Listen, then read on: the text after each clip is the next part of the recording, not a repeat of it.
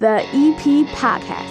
Heard everywhere podcasts can be found, and always at the EPPodcast.com.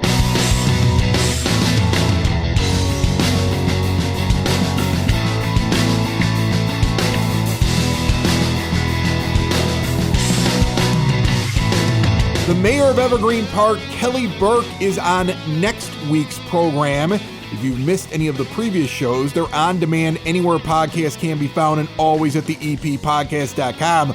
There's some good ones recently, but next week the mayor is on, so make sure if you have anything you want to ask her, you reach out through the EPPodcast.com. You can send a voice message. You can write us your question. We want to hear it. On the program this week, the chief of the Evergreen Park Fire Department is in here to talk about the uptick in a certain type of call that the fire department keeps having to handle. And our good friend Frank Murray stops by. He's got a setup that's got free streaming from the library to you. So the next 30 minutes is brought to you by the First National Bank of Evergreen Park. Your child's bright financial future starts with learning good money habits early in life. Help them get ahead with a junior savers account from the First National Bank of Evergreen Park. With a junior savers account, kids earn interest on every dollar they deposit, so they can watch their money grow. Show your kids how fun and rewarding saving can be and set them up for success. No minimum deposit. Stop in and see them in the iconic building on the corner of 95th and Pulaski, the First National Bank of Evergreen Park, member FDIC.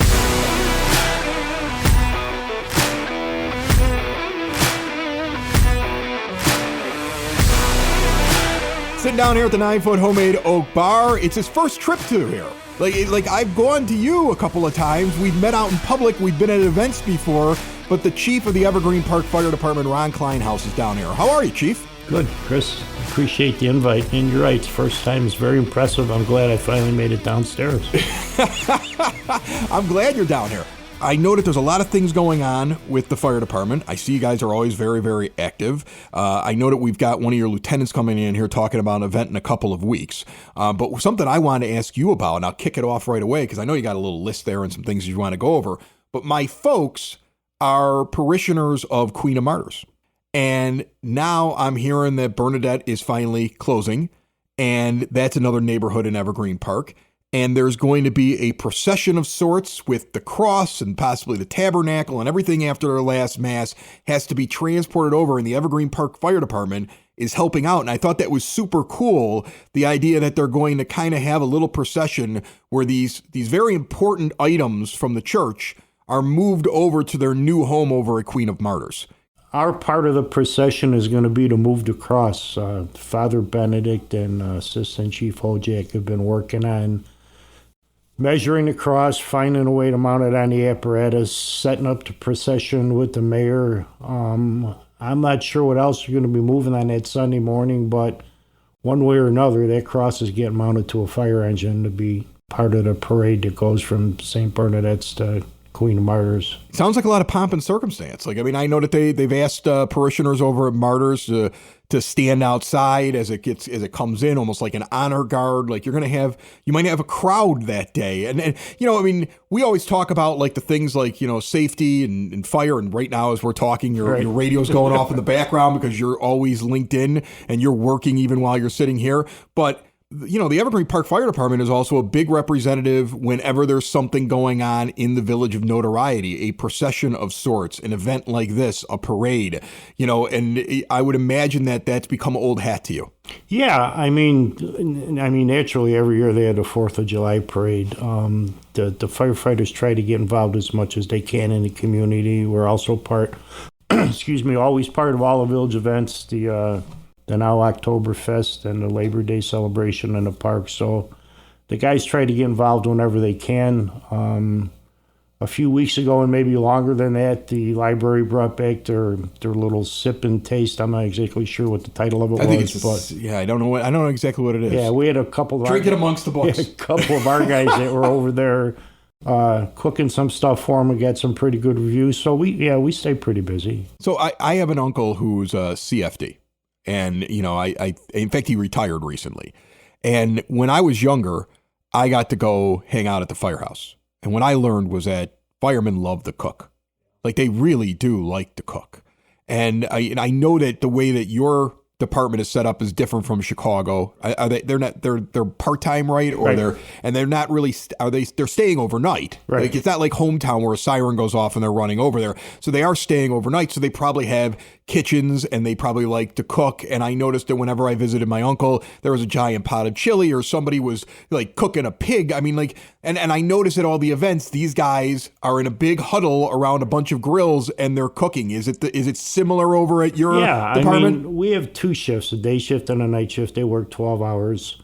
The day shift tends to cook a little bit more than the night shift because a lot of those guys are coming from full-time jobs that they've been at during the day. A lot of them are firemen in, other communities, a lot of guys from Chicago. But actually Monday, a shameless plug for Fox 32. I don't know if you watched the show or not, but Natalie Bonke was in our firehouse Monday morning with one of our guys doing a segment on firehouse cooking.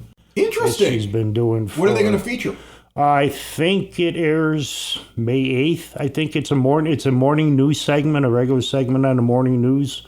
In talking to her, she had sent this thing out over social media and however else they publicized it. Got like 60 replies from not only suburban fire stations, but a lot of Chicago firehouses too. And when I talked to her on Monday, she said she was going to try to hit as many of them as she could until they told her you're not going out anymore. So I know she's got at least the first 20 set. Do you guys know what you're cooking? Well, they filmed it. One of our lieutenants, Brian Velchek, was cooking steak sandwiches. Steak sandwiches. Yeah, and it was pretty interesting. And then, like I told you when I got down here, they always told us to be on the other side of the camera, but she wanted a little history on the fire department and kind of like what you just alluded to, how it's staffed part-time and the village gets the benefit of 24-hour coverage for substantially less than what it would be to have career firefighters, I guess. They still have 10 people on duty 24 hours a day. They just work on a part-time basis. So it's a win-win for everybody. You know what I always wondered is I know over at UKICH, I think you have something that's over there, if I'm not mistaken, that almost is like a training thing. It looks like stairs that go up and stuff like that. Do you ever do demonstrations? Like I've lived here for years. I've been over at UKICH and I always wonder, like, it'd be great if all of a sudden I got to see him in action on that thing. Like, have you ever thought about inviting the public to kind of see it or light something on fire and let everybody kind of see it, like what you guys do? We do it every year at the open house. They'll have a car out there that they cut up for a demonstration of an auto extrication. They'll smoke up the cans and drag a line in there and throw a ladder up and pull the rescue dummies that we have there. I think we did it one year for the kids' health fair, but more so on the open house. We get tours when the weather gets better, but it's kind of hard to, unless the guys are actually have it scheduled, drill in the cans the day that that there's a tour coming through. But definitely every year on the open house we do it. One of the things I've always noticed about firemen, and maybe you can speak to this as well, they have certain things that I think generally people are a little nervous about that they don't seem to be nervous about at all. Like I mentioned my uncle. This is a guy who will just walk across my roof like he's walking down the street. I get nervous up on the roof. He just walks across it. He just goes up there. He just like, oh, this is over here. He's standing right on the end, and he kind of skips across the roof like he's not nervous about the fact that it's on a 45-degree angle or anything. It's normal to him. And then he seems to just enjoy blowing stuff up and lighting things on fire. Like he's been around fire so much, fire doesn't make him nervous. That's basically the same for all of them? That's why we have such great barbecuers, because they're not afraid to be around that live fire grill. Well, I mean, I'm not going to lie to you, Chris. We've got guys that aren't crazy about being up on roofs. They make better engine people than they do truck people, and we got people that like climbing on ladders on roofs, and they make better truck people and dragging a line down hallways. So it's kind of I don't think it's a 50-50 split, but it all evens out. I mean, over time, this is not the person that you want to assign to the ladder truck that day because they're not crazy about climbing that ladder if they got to go up and open a roof. But yeah, you do over time you get a little silly about stuff, and things that you see all the time tend not to bother you as much as they used to when you first started out. What are the bigger calls that you're getting, or the ones that are most frequent right now? Is there something that's seasonal that's happening right now, or is there something you're seeing more of or less of? We're actually seeing a lot more, unfortunately, substance abuse calls. and psychiatric emergencies that we used to. And I've had conversations with the mayor about this before, because she gets a copy of, on a weekly basis, of every call we go on, and a 7-day period gets emailed to her. And I think some of it is still residual effects of people being locked up for so long, people that had issues that couldn't get out and get help. A lot of it is still more COVID stuff that, like, it's still lingering. A lot of it is people that used to be able to get services that are no longer available. And now they're living on the streets, and things are starting to affect them. We actually got into a partnership with, well, it's called ILEAS. It's the Illinois Law Enforcement Alarm System. It's kind of like the police department's version of our fire department ABIS system, where they can call other communities if they need help in a hurry. They'll send, 2 squad cars from Evergreen, 1 from home. If somebody needs help. They have a response system set up, but they formed a partnership with the Illinois Department of Public Health to get Narcan, nasal spray Narcan, out to first responders. That's a big thing now, right? That's like the thing that you give to somebody who's overdosing. Right. That's supposed to, shock the system, save them from the overdose. Yeah, and the legislature actually passed a law that mandates that everybody has to have it now. Police department. Well, I mean, we always had it in the ambulance, but first responders, police departments, fire departments. So they actually shipped us, I don't know how many doses. We're a little over 80-some people. We got enough Narcan to issue it to each one of our people to keep in a coat pocket of their other fire coats, and add 10 more sets to each of our fire apparatus, in addition to what they call leave-behind kits. So if we get a call to a residence in town where it's an opioid overdose or something similar to that, where we administer the Narcan we have, once they transport the patient, there's a plastic envelope that has 2 more doses of Narcan, an information sheet, and a fentanyl test strip, because the bad part of a bad situation to begin with is they're lacing the stuff with fentanyl. I mean, you never know what's in it to begin with, but the fentanyl is a lot more prevalent now, and that'll kill you a lot faster than the dose of something with an opioid in it. So if we do transport somebody from residence, our guys can actually leave that kit behind. Hopefully the person that they take is going to get help and not have that problem again, but reality says that there's a better than good chance that they will. So at least the family will have something to try and offset the effects of whatever this person take before they can get there through a 911 call. Is there a lot of training that has to be done to identify when to use that? Because I would think that if you use it and somebody's got a problem that's not an overdose, you could actually, that it can get tricky, right? So I would imagine that makes you just a little bit nervous, or there's a lot of training of hey, this is how you identify it is an opioid thing, because it could be something completely different. Right. A lot of it is based off of people that know the person that's involved. There's not a lot of contraindications for a small dose of Narcan being administered nasally. It's really not going to hurt anybody.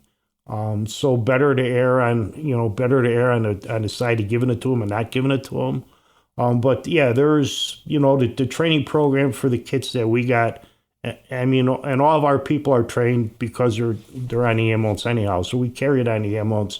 They know how to use it.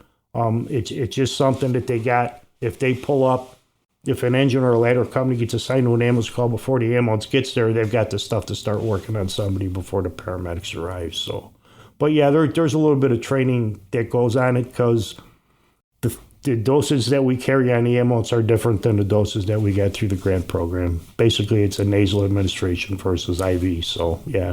Do you ever find it's weird with the guys that come from other departments? They probably have their own operating procedures, their own way of doing things. Are you guys similar? Do you try to mimic what other departments do, so that because if a guy learns one way of doing things and learns another way, he might get confused? It's the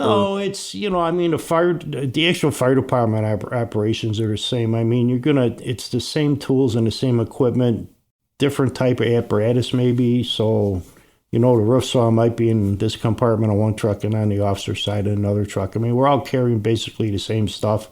The hose loads might be a little bit different, but it's nothing that's, it's pretty similar. Yeah, you can pretty much walk into anybody's fire station and be able to start working. I mean, the ambulance is a little bit different because they're based on regional EMS systems, and one system might carry a drug that the other system doesn't carry. But all the people that come from outside departments that work at our department have to get certified.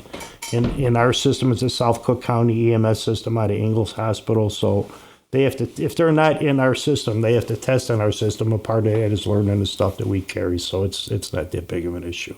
Anything you want to warn people about going into the summer, something they should be watching out for, something that you see kind of happen when the summer months are out there? Keep your barbecue grills and your fire pits away from your house and your garage, basically. That's a good idea. Yeah. You walked up and saw where mine was stored, and you were probably like, that's right up against his house. You know, we kind of chuckled when Natalie from Fox 32 was there. She's, have you ever talked on camera before? And I try not to, but several years ago, he's on another station now, and I mean, we're not going to hurt anybody's feelings here. Patrick Elwood was actually a resident in town here. He was on WGN, but when he was on Fox, he came out and filmed the don't drop the frozen turkey in your turkey fryer on your deck. So we did that out in the field behind the firehouse to show the bad things that happen when you just drop a frozen turkey in a pot of boiling, cooking oil, and it flashes over. And unfortunately, and we've been very lucky here, it hasn't happened in several years, but we did have a couple.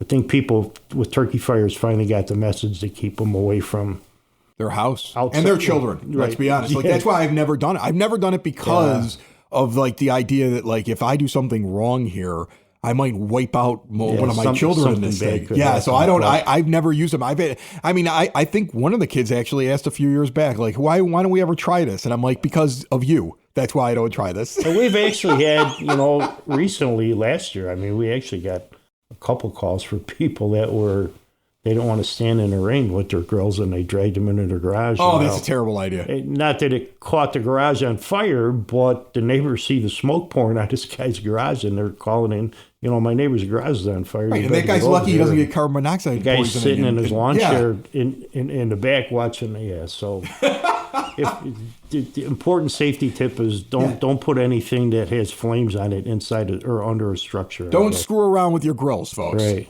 Chief, I really appreciate you stopping by. I learned a little bit today, and I got one of your lieutenants coming in here in a couple of weeks for some more events that are coming up with the fire department. Should be a busy summer for you. Hopefully not too busy. Yeah. Less people burning down their garages, more parades. Yep. That's what I wish for you. Sounds good. Building relationships, supporting the community, and service. These are the things that Country Financial stands for. They're more than just an office you may pass by as you drive through Evergreen Park. They're neighbors who lend a helping hand and support the fabric of your community, including charitable organizations, sports, financial education, and civic organizations. And since Country is already your neighbor, they want to get together and chat. Call your local Country Financial representative, Mike Thauer, today at 708-425-1559 to talk about the things that are important to you and how he can help you protect them.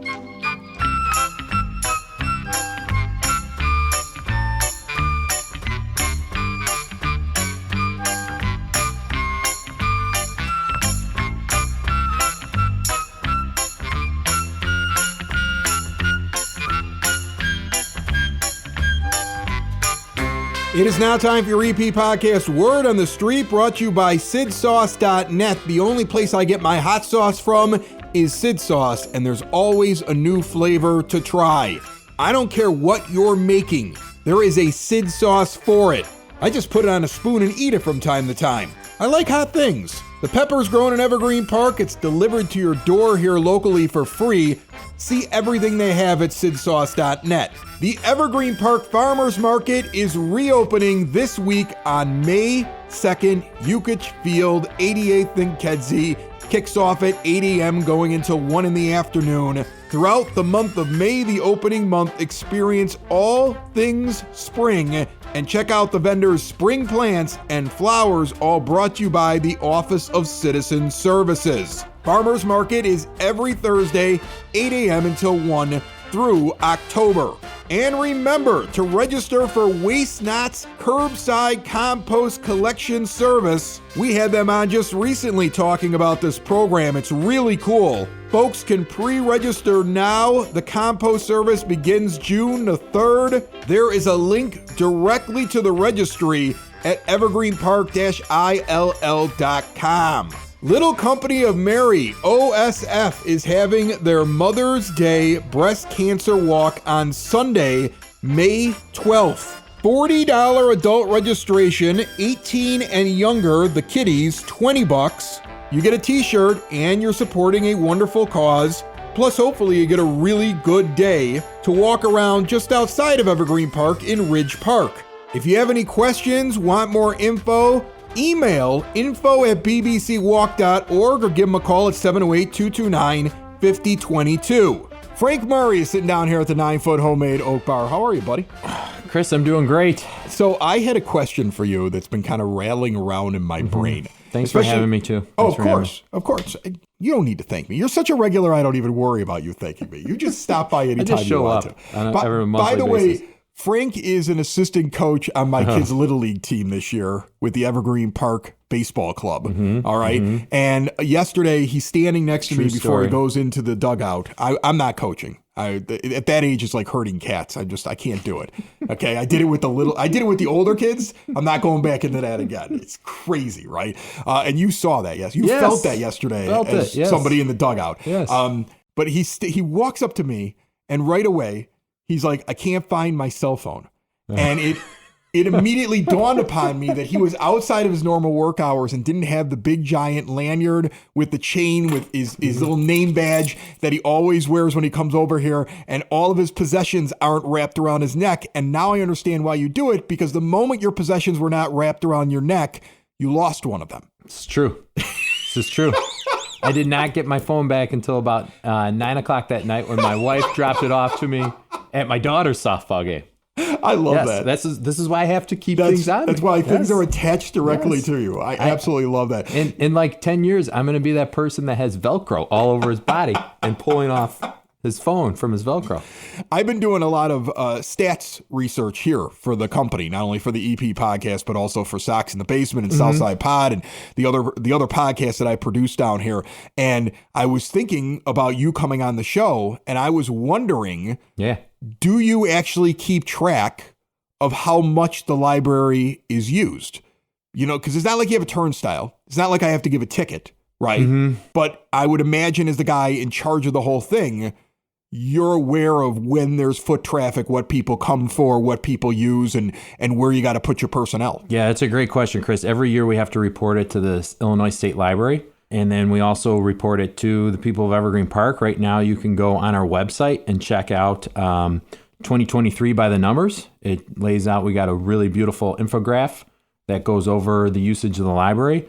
And I'm really proud to share some of this stuff. Like, for example, we almost had 100,000 visitors at the library in 2023. Wow. We had just under 97,919 people walk through the doors. Well, I mean, you don't know. I mean, it's probably not 100,000 different people. People come back more than once, right? But 100,000 times somebody walked in the door for service, right? Correct. That's incredible. That's pretty awesome. That is awesome. And then we had, between our digital and physical items that we circulate, we had 98,210 items that were circulated. And right now, almost through the end of April, we're on pace to break 100,000. So we're really excited about that for this year, for 2024.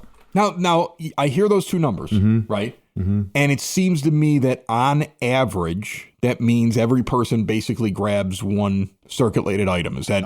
That's how it almost evens out. Right. So if it's one per, that kind of tells you, well, we know people take 3 or 4 things out sometimes. So there are people that use the library or come in here that never pick something up because they're here for something else, They're here right? for something else. Yeah, like that's my whole motto, my whole line, right? The library is more than just books. People come in to use their study rooms. They just come in and use the study rooms. They just come in to use the computer labs, or they just come in to attend one of our great events that we host without going and picking up a book. Yeah. And like you said, we'll have a lot of families that'll come and take out a stack of books at a time, books at 10 or 15 at a time and go and enjoy those. And speaking of events, we broke a record, believe it or not, at the Evergreen Park Library in 2023. We had over 12,600 people come to attend our events. Look at that.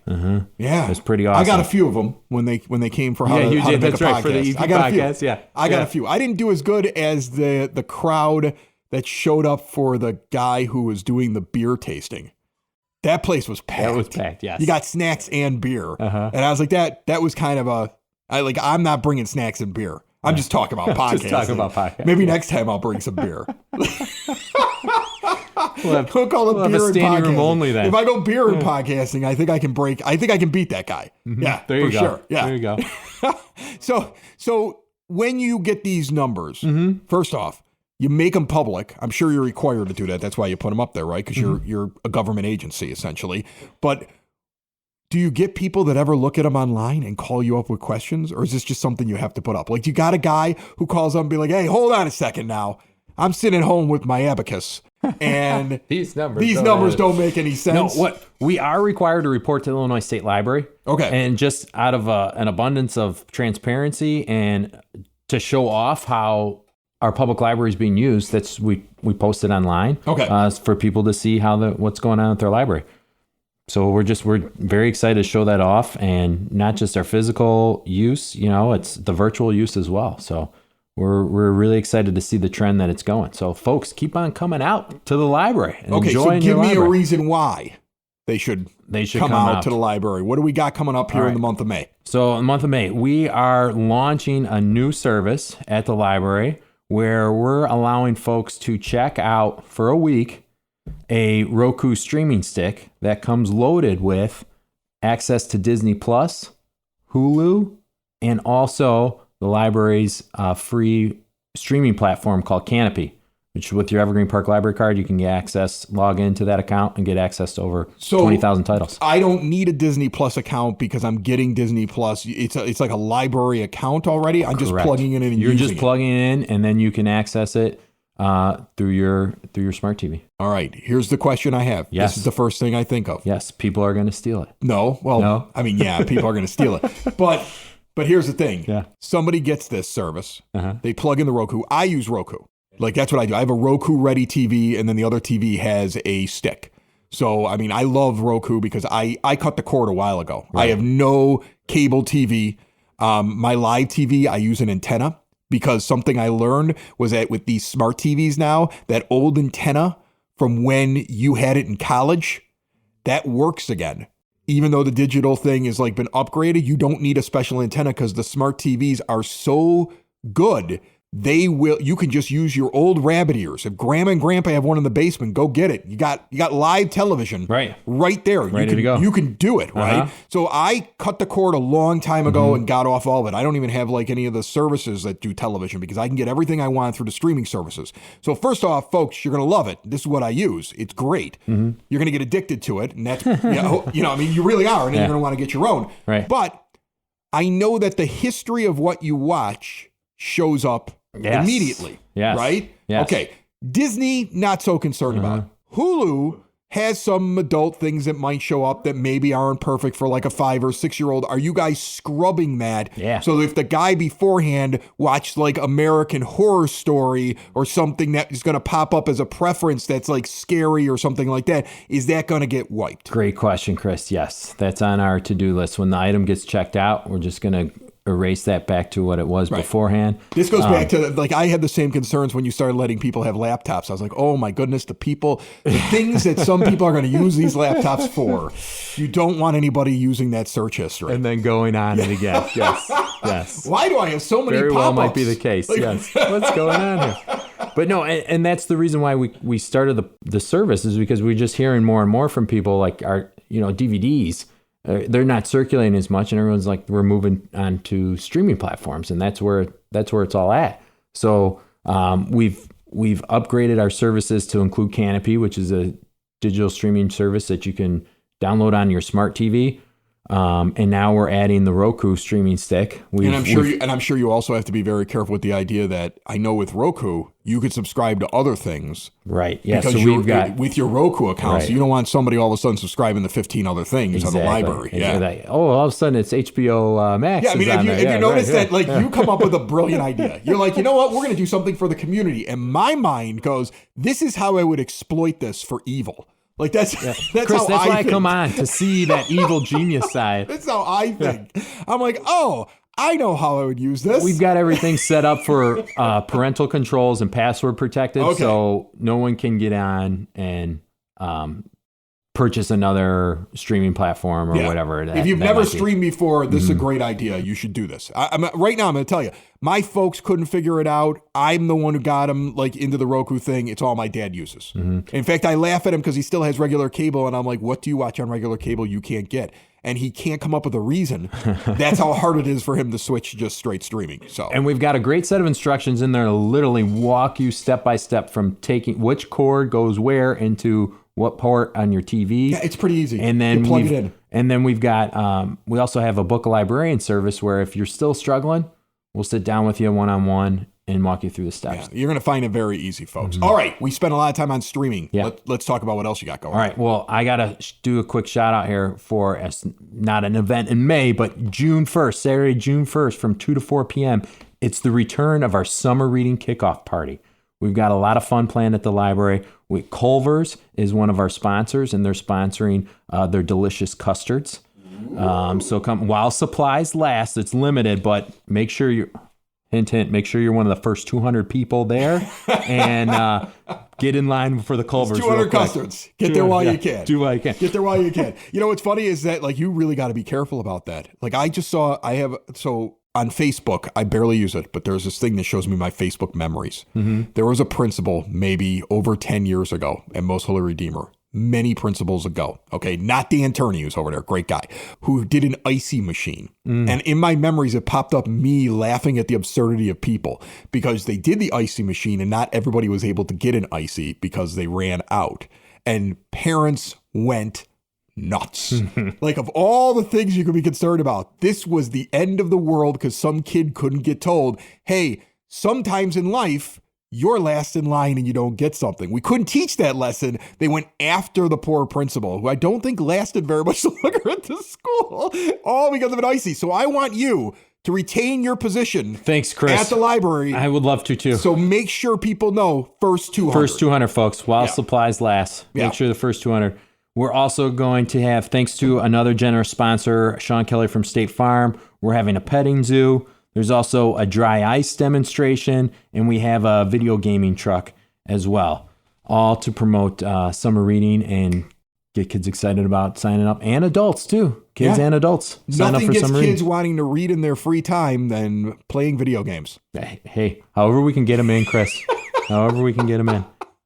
And then hopefully when I'm on next month, I can give you more information on the summer reading program itself. We're going to do it over here. But make sure, save the date. Mickey Lanuti, he takes it very seriously. Good. He's going to get in there. And he's not cheating like you do on it. No. I just fill in stuff and take the prizes. Saturday, June 1st, 2 to 4 p.m. I write in books that I read 20 years ago because they should count. That's it. All right, we'll have a good conversation next time. This year, I'm going to use all the books that I had in my Russian literature class back at U of I when I took it as an elective because it fit my schedule, not because I had any interest in Russian literature. I barely passed that class. I'm going to use all those books. Little Tolstoy in there. I'm just going to revisit them during June and July. I should get credit for having to read it. Revisit them during June and July. I already did it. We'll have a good talk. All right. Also, upcoming events that we have at the library for our youth. We have bilingual story time. That's Tuesday, May 14th at 6:30 p.m. We have Saturday stories on Saturday, May 25th from 10:30 to 11:30. That's from ages 2 to 6. And then we also have Spring in STEM, which is Wednesday, May 1st at 3:45 p.m. We're going to be having a lot of fun activities with STEM there. Also, 2 more quick programs to promote for our youth. We have got a Mother's Day 3D printing workshop, Wednesday, May 8th at 6 p.m. from grades 2 to 5. Design and make something for your mom. And jewelry making workshop for kids, Saturday, May 11th at 2 p.m. It's for grades 3 through 8. Get to make your own necklace. Yes, because mom likes nothing more than your handmade jewelry. I mean, I've actually, my kids have made me stuff before and I've worn it. Okay. Well, mom's going to really especially love her 3D printed stuff because you not only did you make it, you designed it. Yeah. And then it printed out on a 3D printer. I think it's great. You got great ideas over there. Every once in a while. Yeah. Wrap me up here. Rapid fire. Okay, rapid fire. Okay. Rapid fire. Boom. For our teens, we're having an Uno tournament Wednesday, May 15th at 3:30 p.m. We're going to have snacks and prizes. For our adults, we're having a big Zoom author, Cal Penn is going to be discussing... Cal Penn? Cal Penn. Tuesday, May 7th at 7 p.m. Make sure you register so you get the Zoom link. And then get in there and just ask him questions about Harold and Kumar. That's all I want you to do. Go to White Castle. Just Harold and Kumar, Harold Kumar questions. All of them. When will there be another Harold and Kumar? What will Neil Patrick Harris do in the next movie? Like, hit him with those questions. He'll be ready for him. That. He's trying to promote his book, and it's just nothing but Harold and Kumar questions. You should give out free White Castle sliders at that event. Oh, that's not a bad idea. That's a great idea. Great idea. But that's going to be on Zoom Tuesday, May 7th, 7 p.m. We also have a cupcake decorating workshop Thursday, May 13th at 6:30 p.m. We got a culinary arts instructor coming in to guide you on how to make a variety of flowers to decorate cupcakes. And then also there's a new award-winning documentary called The Cycle of Memory. We're going to have a screening of that on Thursday, May 23rd at 6:30 p.m. It's about two siblings who take a bicycle adventure to find the memories of their grandfather that their grandfather lost due to Alzheimer's. And we'll have the director there to answer questions. His name's His name is Alex Liff. Wow. So his name was first Jeff, excuse me, and then it's Alex? Yes, just Alex. Okay. All right. Alex Liff. You're killing it. I know. It was my fault. I got you into the rapid fire. I did, but we needed rapid fire. Gosh. All right? I had 15 minutes for you today. That's all I got. All right? Maybe one day I'll give you more. That's it. That's all you get. I'm out of here. It's the EP Podcast. All things Evergreen Park. It's the EP Podcast. Evergreen Park.